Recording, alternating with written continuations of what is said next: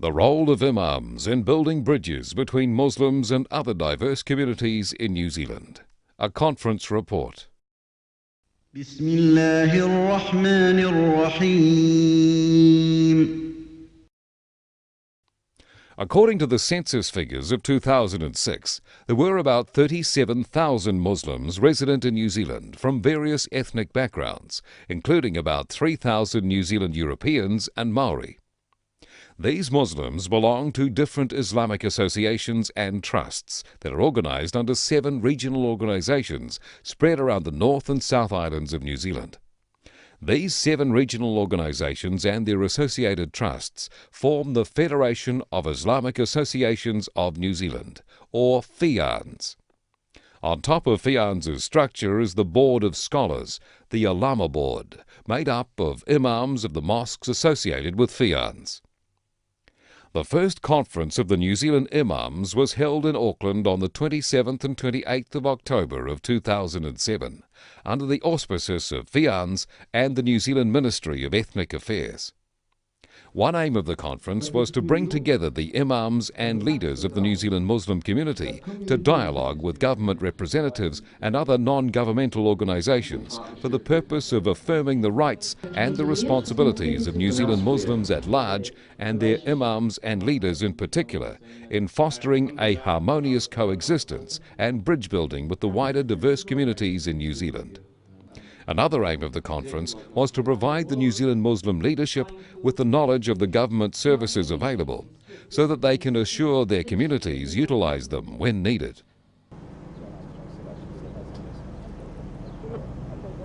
The Prime Minister of New Zealand, Helen Clark, some of her ministers, including the Minister of Ethnic Affairs, Chris Carter, and her parliamentary colleague, Dr. Ashraf Chowdhury, and the New Zealand Imams and officials of many government departments participated in the conference.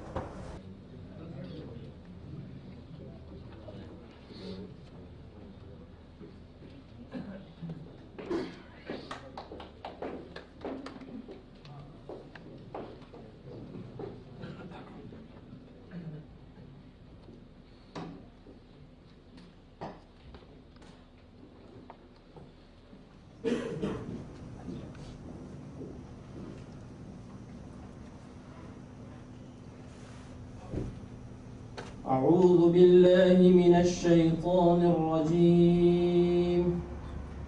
بسم الله الرحمن الرحيم. أفرأيتم ما تحرثون أأنتم تزرعونه أم نحن الزارعون لو نشاء لجعلناه حطاما فظلتم تفكهون إنا لمغرمون بل نحن محرومون صدق الله العظيم.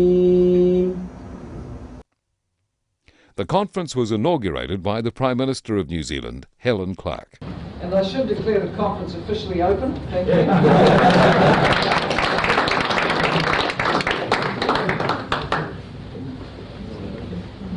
Prime Minister, we have this Holy Quran in English. It's titled The Meaning of the Holy Quran. And we know we don't have real faith as such, but we hope it will make a good reading, and may Allah give you that.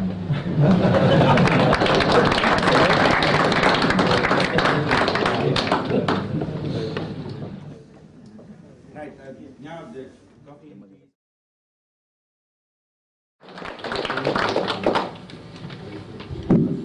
Assalamu alaikum. Good morning, everybody. Federation of Islamic Associations of New Zealand, Imams, and everyone who has come today. And it's a broad gathering today because the government is very supportive of this initiative by FIANZ to bring the conference together. and accordingly Office of Ethnic Affairs has been helpful. The Prime Minister Helen Clark, in her speech, acknowledged the diverse nature of the Muslim community in New Zealand, joined together by a common belief in one God.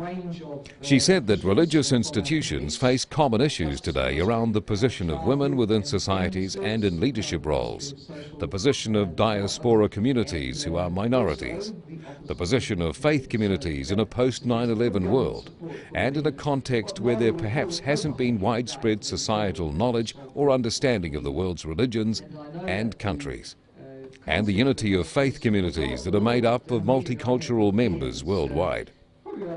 She said in New Zealand there are issues for Muslims fitting into wider society, and told the Muslim leaders, including the Imams, that they have a critical role to play in assisting Muslims, both young and old, to negotiate their way in such a context, as both Muslims and Kiwis, and in directing their community members to be productive and engaged members of society.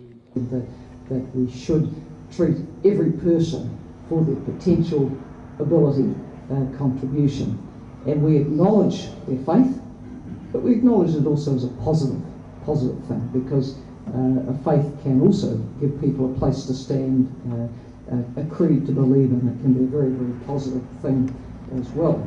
You're going to have presentations today from a range of officials from our police, our Justice Ministry, our Child, Youth and Family Service, part of the Ministry of Social Development, and also the Office of Ethnic Affairs. So that suggests good government support for what Maori would call the kaupapa here today, the general purpose of the meeting. And I know that the concept of this was developed a little bit in a meeting I had with FIANZ probably around a year ago, I think, Javed, where you were interested in doing this, and we said, what a great idea, bring everybody together, and let's talk about, as you said, being Kiwi Muslims in a country which has a Muslim minority, about 36,000, which is now quite a substantial minority, but a minority nonetheless, less than 1% of the population. And I do think it's a tremendous commitment of the faith you all have, that you've come from all corners of New Zealand today to be part of this meeting right on the edge of my electorate. I'm so happy it's close to home for me, so I can welcome you as tangata whenua almost here. And I know there's been so much work go on behind the scenes to make the meeting possible. I come to meetings of the Islamic communities, and I'm always impressed by how they're like the United Nations, because you come from all corners of the globe. A very small minority of Kiwi Muslims are actually Kiwi Europeans. A lot of Kiwi Muslims are from Fiji, others from the Middle East, Southeast Asia, Africa, United Kingdom, you name it. People from right around the globe. So you are truly a United Nations of a faith. And we acknowledge that as well, because it shows how people across culture can unite in the faith, can work together. And I think that's a very positive message from Islam, as it's a positive message from other great religions. Take Christianity. Its people are also to be found around the globe, across culture. So that's the strength of a good faith, that the power of ideas brings people together. And that has to be a force for good, in my view. Now, to ensure that all our communities in New Zealand are treated equally, are included, people have equality of opportunity, it was thought it would be a good idea to convene this meeting of faith leaders, of imams, so that as leaders of your communities, you are also very well connected with the services available for communities, irrespective of faith, culture or heritage in New Zealand, and that when members of your community approach you and say, look, I've got a problem, you know where to send them. You know what advice might be appropriate for them. And I think that's something leaders across all our communities need to know. They need to know how to refer people on, what to suggest, and so on. Prime Minister Helen Clark mentioned a number of programs and policy initiatives her government has embarked upon to respond to the issues around Muslims and the wider community in New Zealand. This includes the Connecting Diverse Communities project, which includes over 70 initiatives led by various government agencies. She concluded her speech by encouraging all the conference attendees to participate in interfaith work around New Zealand in mutual respect and tolerance, and said her government is setting an example that respect for diversity and learning about each other's cultures and traditions is essential to a cohesive society. A society which is also stronger and richer through cultural exchange. Prime Minister, your thoughts on the first Ulama's conference in New Zealand? I'm thrilled the conference is happening. I'm thrilled that the Federation of Islamic Associations of New Zealand has brought everybody together, and it's a terrific chance for the government and its officials to be talking with these community leaders about the many services that are available for people in New Zealand. Often people will go to the Imam as they would to a priest or a minister for some advice. And if our Imams are well informed about the range of things that are available, then they can be very helpful. Any specific goals the government has set in this regard? Our goal is to run an inclusive society. For an inclusive society, you need people as full participating citizens, aware of their rights, aware of what the services are, aware of the opportunities in New Zealand. So today is about discussing those things. I think that during the 8 years I've been Prime Minister of a Labour-led government, it has been a real flowering of the ethnic communities in New Zealand. I think for the first time they've really felt valued and included, and that's the way it's going to be under the government that I lead. And I very much valued the overwhelming support we've had from the many ethnic minority communities and faith minority communities of New Zealand. Member of Parliament Dr. Chowdhury, in his speech, challenged the Imams to find solutions to some of the issues facing the New Zealand Muslim community, using their local knowledge rather than relying on religious edicts or fatwas from overseas scholars.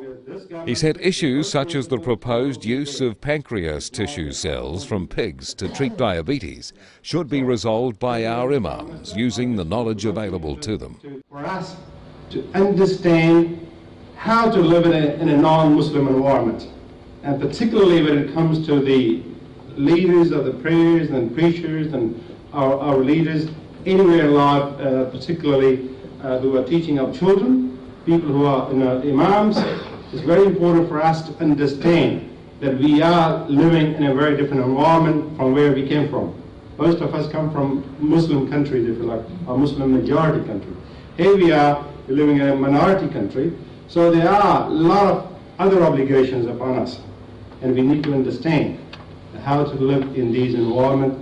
And I think this is the beginning of another phase, to me, another phase for FIANZ, particularly because we have been going through this process of consolidation over the years, and now it's time that we need to take more leadership in terms of understanding where we're living. And I was really struck the other day, I was very impressed with one of our preachers, and I'm going to quote this word here today, and that's, he said in Urdu language, and he said, Jahan Dawa, Wahan Dili. And I was very impressed with that. What it means is, Prime Minister, that where an issue has been raised, or where a concern is raised, we have to find solutions there. We have to find local solutions. And that's what's fantastic. You have always taken a keen interest in our community, in particular, and for which we are most appreciative. Javed Khan, the president of FIANZ, emphasised the teachings of Islam on coexistence and extolled the Muslim community in New Zealand not to stand apart from the wider New Zealand society. He said that religious harmony in a multiracial society such as in New Zealand is crucial for peaceful coexistence among the various communities, and that everyone has a stake and a part to play in observing and promoting racial and religious respect and accord.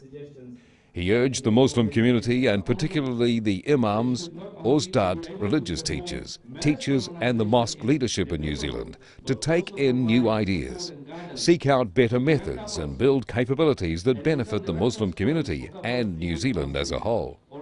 Mr. Khan suggested that mosques should be rejuvenated and the Imams to extend their roles beyond the traditional ones they currently play of leading prayers and performing religious ceremonies to incorporate counselling and other services. He mentioned a number of initiatives that FIANZ is planning in order to improve the Muslim community in general and their imams, including capacity building, promoting thoughtful and enlightened discourse on Islam, and creating a New Zealand Muslim identity. Javed concluded his speech by reiterating that our aim of developing a community that is religiously profound and socially progressive, that thrives in a multi-religious society, secular state and globalized world, can be realized only if all of us work together. I believe there could be three possible ways in which FIANZ and our religious leaders could undertake to maximize our positive achievements. Firstly, FIANZ would look into providing the leadership in facilitating our religious community to develop their knowledge and expertise to work in interdisciplinary teams and to address multifaceted issues. They could be guided to move beyond the apparent divide of the sacred and profane, of the spiritual and physical, towards a framework that comes up with practical, coherent solutions that enhances the community's well-being.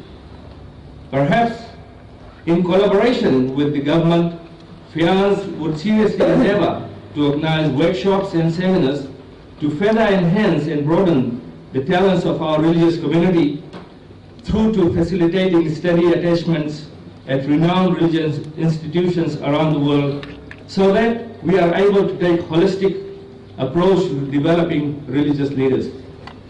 Secondly, FIANZ would endeavor to shape a more thoughtful and enlightened discourse on Islam and policy research on religious issues. There are several issues which require study and research. Under the overarching theme of Islam and modern world, issues such as the identity of Muslims in a secularized state is certainly a pertinent one. Another is the issue of globalization of religion and its influence and effect on local communities. FIANZ would find a way to facilitate the discourse to these issues as we embrace a greater religiously diverse and culturally complex society.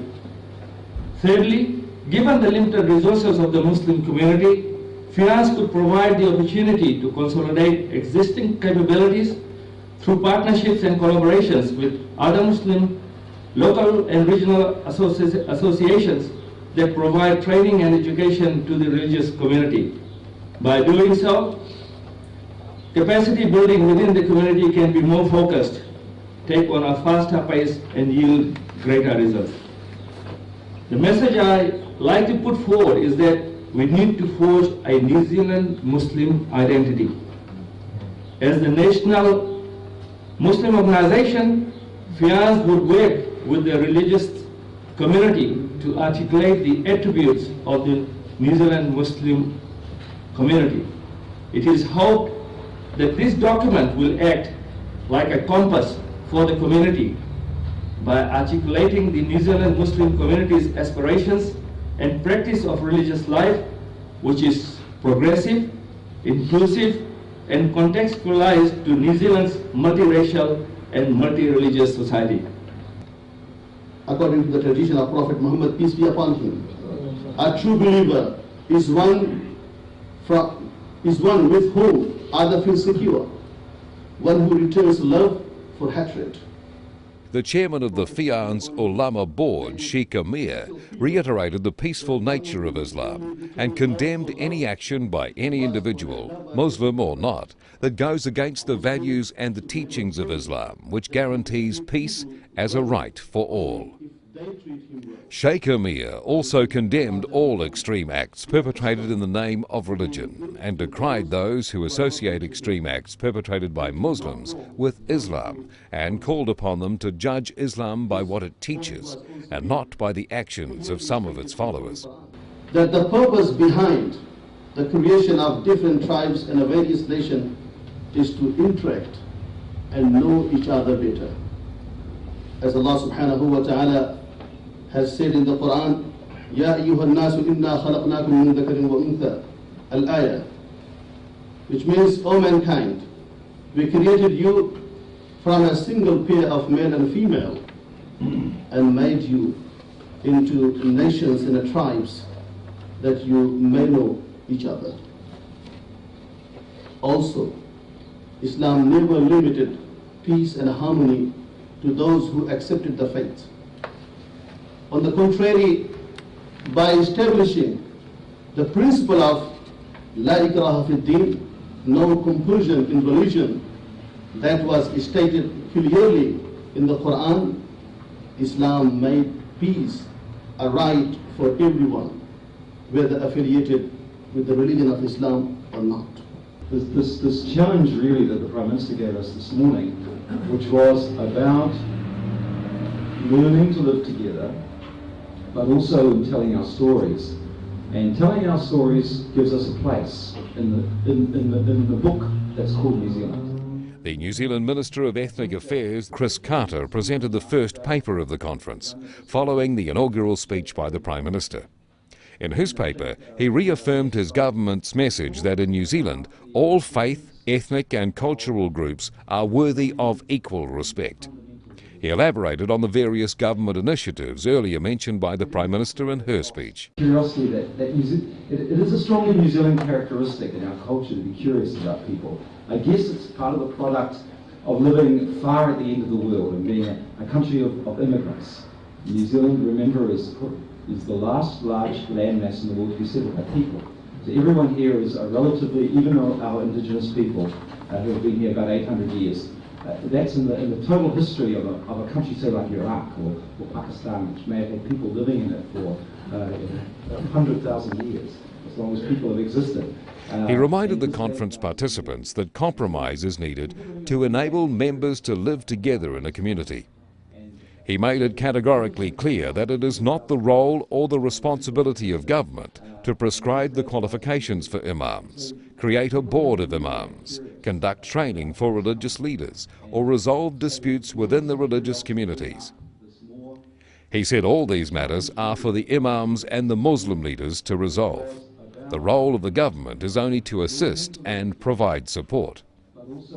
The minister acknowledged the daunting tasks facing our imams and the opportunities their position in the community offers, including 1. The chance to demonstrate that the true expression of Islam is not in conflict with a Western way of life. 2. To help maintain and build New Zealand's reputation as a peaceful and inclusive nation. And 3. To instill a confidence in New Zealand Muslims that they can be equal and committed members of New Zealand society while being true to their faith. He concluded his speech by citing a well-known Arab proverb which says, "One hand alone cannot clap," to underscore the need for the imams and the government to create ways of working together, building bridges between communities in New Zealand. The role of Islam Awareness Week in this regard was acknowledged by Chris Carter, as did the Prime Minister in her speech. When Sheikh Mohammed Amir spoke, he talked about the importance of explaining the fundamentals of Islam and getting that story across to all New Zealanders.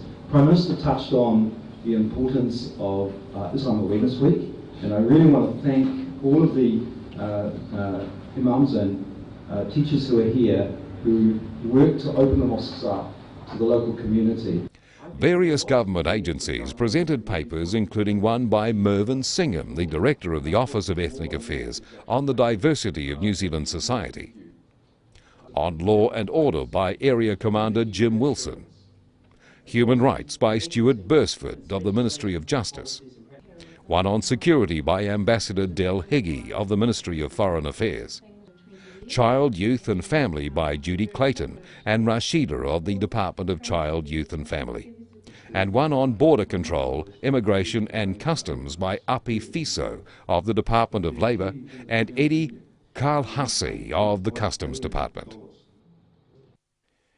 The common thread in all the presentations by the various government agencies was the emphasis on the rights of all New Zealanders, including Muslims, for equal treatment and opportunities in all matters under the agency's various jurisdictions.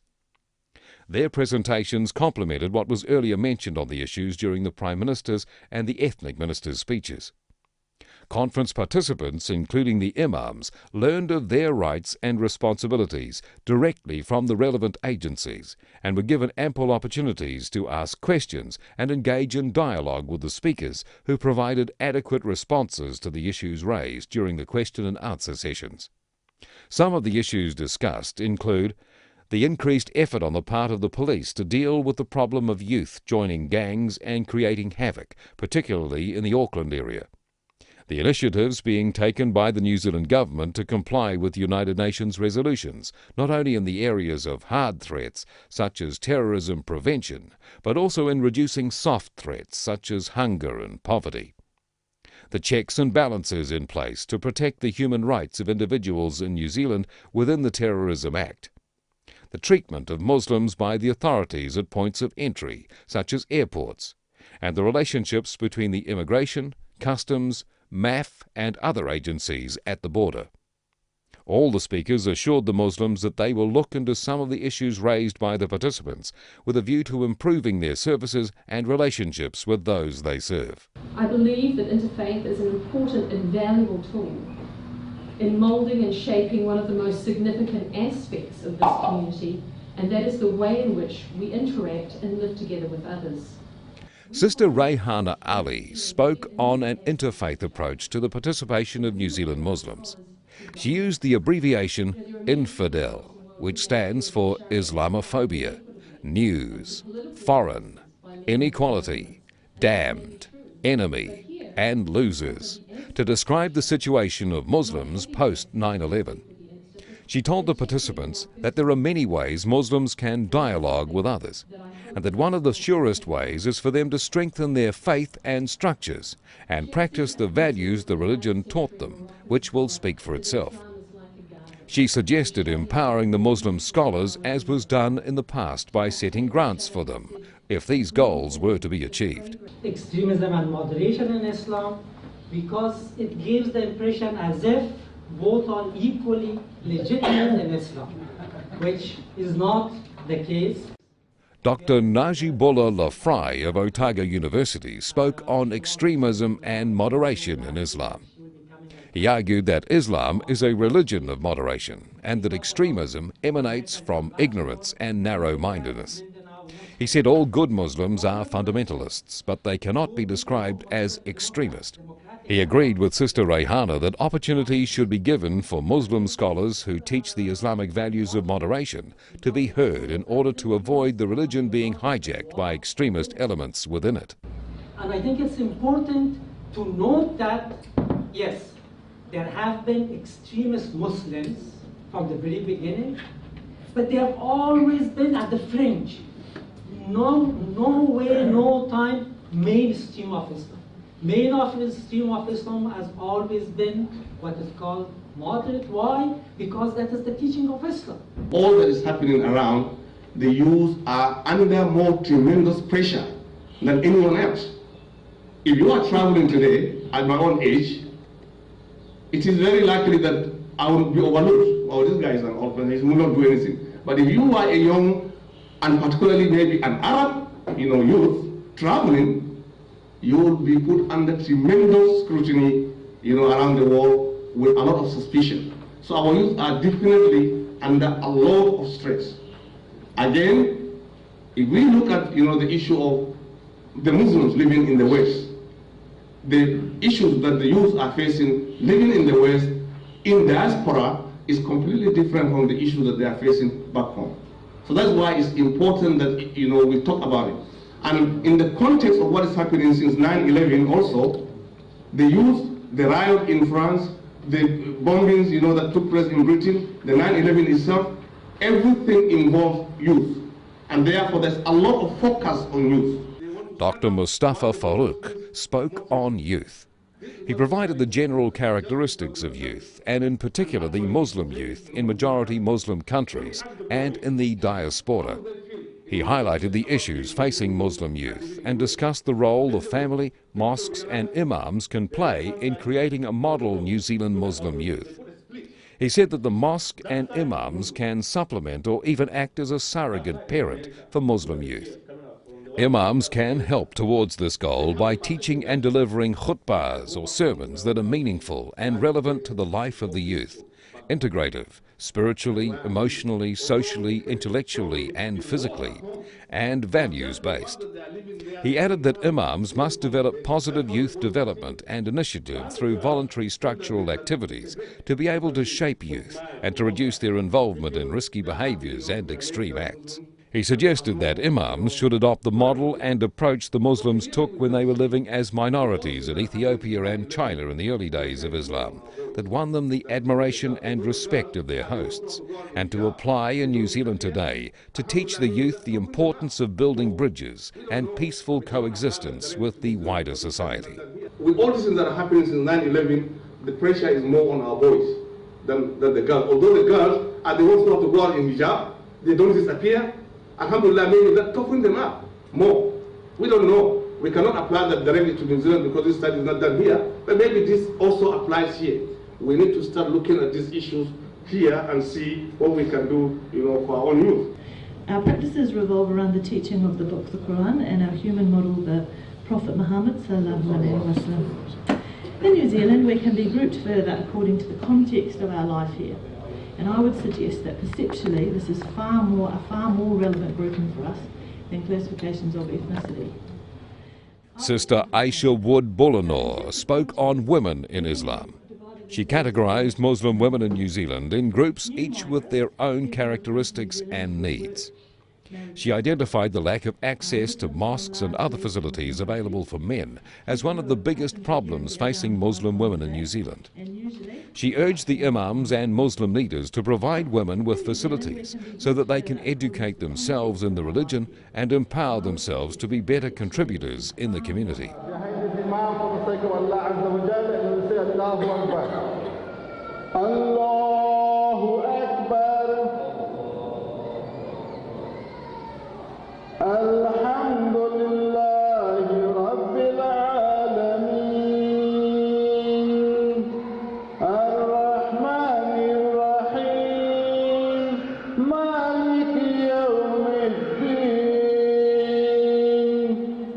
The imams among the participants had a session in which they discussed issues around sermons, khutbah, and women in the mosque.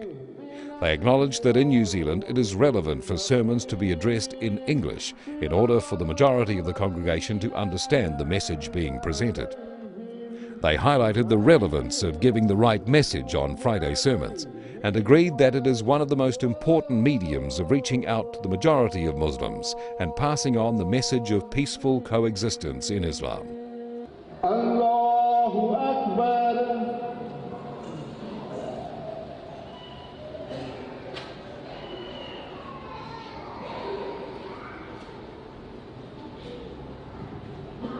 سمع الله لمن حمده الله أكبر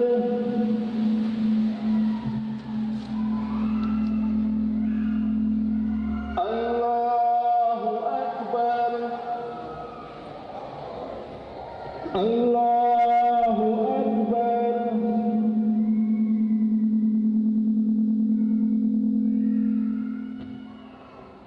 الله أكبر. The imams called upon FIANZ to facilitate occasions for them to socialise with each other and to strengthen their relationships in order to increase the unity among Muslims whom they lead. At the end of the conference, the participants, including the imams, resolved the following. 1. That the conference succeeded in achieving its main goals of bringing the imams and the Muslim leaders together with relevant New Zealand government agencies to dialogue and to improve the understanding of each other's responsibilities. 2. To endorse the various government initiatives towards building a more inclusive and tolerant society discussed by the Prime Minister and the Ethnic Affairs Minister during their speeches, and those elaborated on by officials of the government agencies that spoke at the conference. 3. The imams and community leaders will work hard to continue promoting the spirit of peaceful coexistence with the wider community in New Zealand. 4. The Imams will endeavour to deliver their sermons in both Arabic and English to improve their effectiveness in teaching Islamic values to their congregation and in passing the message of building bridges with the wider community. 5. To improve the access of women to the mosque and facilities within what the religion allows in terms of separation of the sexes. 6. For the Imams to extend their roles beyond their current traditional role and to work closer with youth to prevent youth from getting involved in risky behaviours and extreme acts. 7. To publish a book detailing the success and failures of New Zealand Muslim parents in raising a model New Zealand youth for new Muslim immigrants to learn from. 8. To organise more workshops and huis in the future in order to continue the dialogues with stakeholders and to build capacities to serve the community and New Zealand better. 9. To provide facilities for Imams to get trained in counselling in order to improve their role in the community. 10. To improve the communication between Imams in order to improve dialogue within the Muslim community.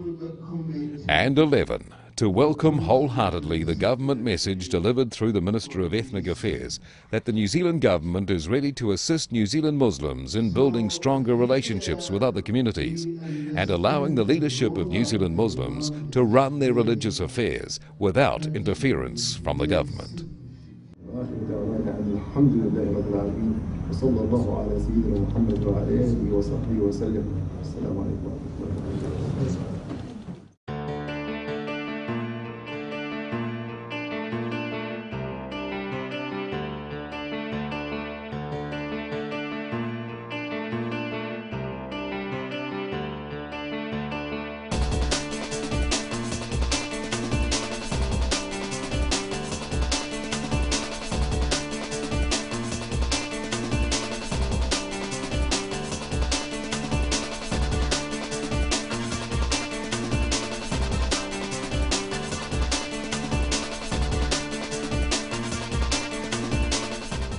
Departments participated in the conference.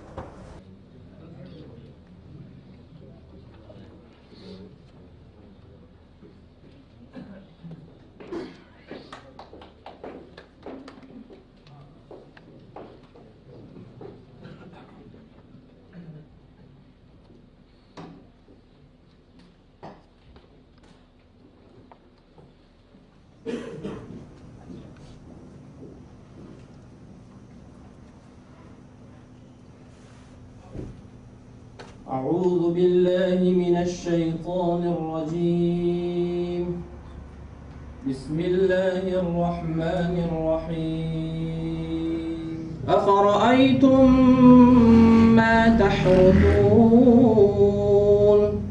أأنتم تزرعونه أم نحن الزارعون لو نشاء لجعلناه حطاما فظلتم تفكهون إنا لمغرمون بل نحن محرومون صدق الله العظيم. The conference was inaugurated by the Prime Minister of New Zealand, Helen Clark. And I should declare the conference officially open. Thank you.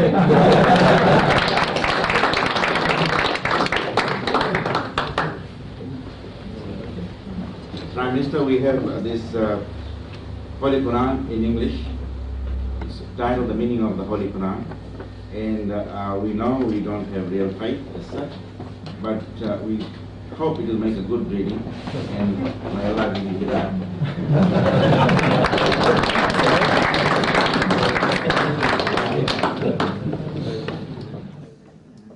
Right, now the coffee and tea.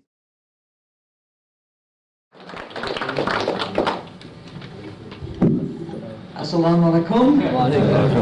Good morning, everybody. Federation of Islamic Associations of New Zealand, Imams and everyone who has come today. And it's a broad gathering today because the government is very supportive of this initiative by FIANZ to bring the conference together. FIANZ's structure is the Board of Scholars, the Ulama Board, made up of Imams of the mosques associated with FIANZ. The first conference of the New Zealand Imams was held in Auckland on the 27th and 28th of October of 2007, under the auspices of FIANZ and the New Zealand Ministry of Ethnic Affairs. One aim of the conference was to bring together the Imams and leaders of the New Zealand Muslim community to dialogue with government representatives and other non-governmental organisations for the purpose of affirming the rights and the responsibilities of New Zealand Muslims at large and their Imams and leaders in particular in fostering a harmonious coexistence and bridge building with the wider diverse communities in New Zealand. Another aim of the conference was to provide the New Zealand Muslim leadership with the knowledge of the government services available so that they can assure their communities utilise them when needed. The Prime Minister of New Zealand, Helen Clark, some of her ministers, including the Minister of Ethnic Affairs, Chris Carter, and her parliamentary colleague, Dr. Ashraf Chowdhury, and the New Zealand Imams and officials of many government departments. And accordingly, Office of Ethnic Affairs has been helpful. The Prime Minister, Helen Clark, in her speech, acknowledged the diverse nature of the Muslim community in New Zealand, joined together by a common belief in one God.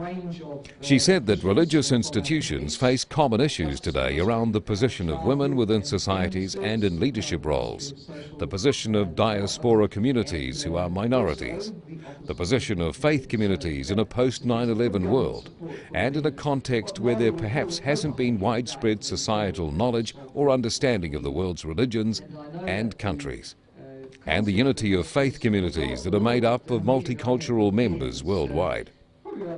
She said in New Zealand there are issues for Muslims fitting into wider society, and told the Muslim leaders, including the Imams, that they have a critical role to play in assisting Muslims, both young and old, to negotiate their way in such a context, as both Muslims and Kiwis, and in directing their community members to be productive and engaged members of society. That we should treat every person for their potential ability and contribution.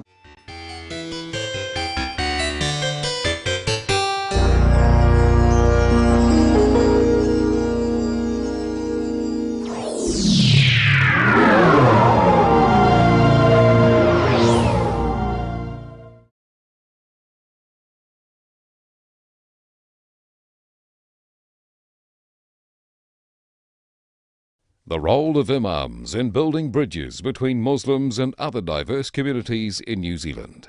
A conference report. Bismillahir Rahmanir Rahim.